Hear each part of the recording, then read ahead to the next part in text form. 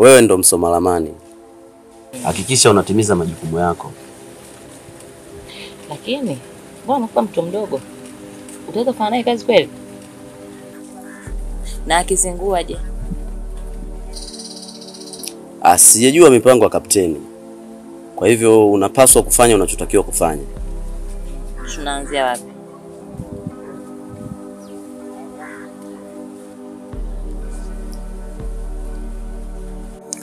Mjomba bwana, awali ya yote kuna hadithi nataka nikusimulie.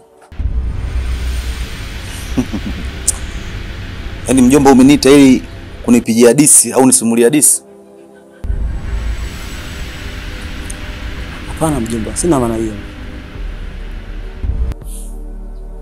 Nisimulie hiyo hadithi au nipigie hiyo hadithi? Mjomba bwana, katika njia ya maisha yangu nilikuwa na miba mingi sana mjomba. Na nilishauriwa na watu, lakini sikukubali makosa yangu.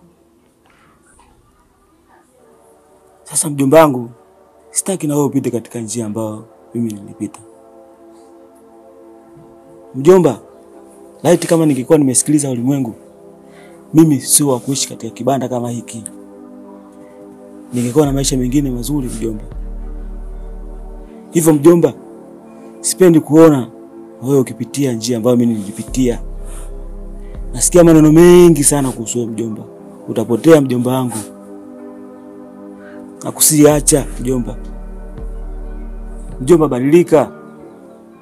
Mimi ndo mama yako. Usiponisikiliza wewe utamsikiliza nani mjomba?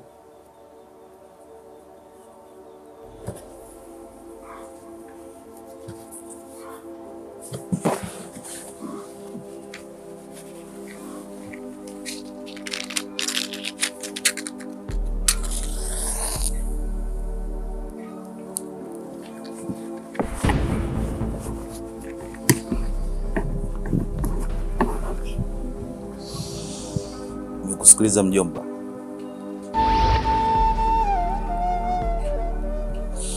Mjomba ni mama, kusikiliza mama yangu.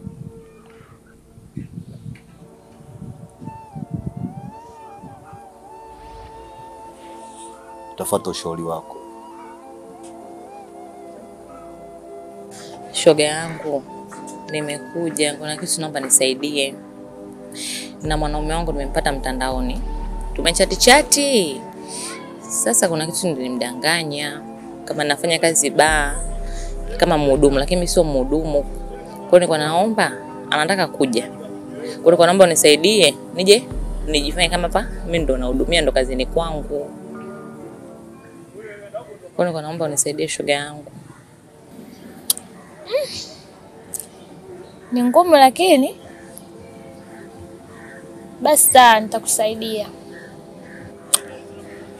Nachotaka tu ni waaminifu shoga yangu. Kwa hilo tu maisha.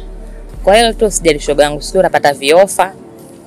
Utaenjoy, utafurahi siku hiyo.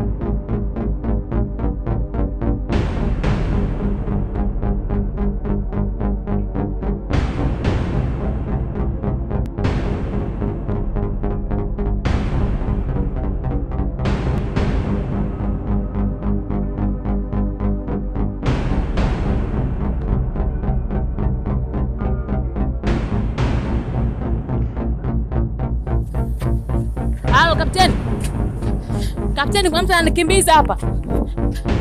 Niko kwenye mtaa Soweto.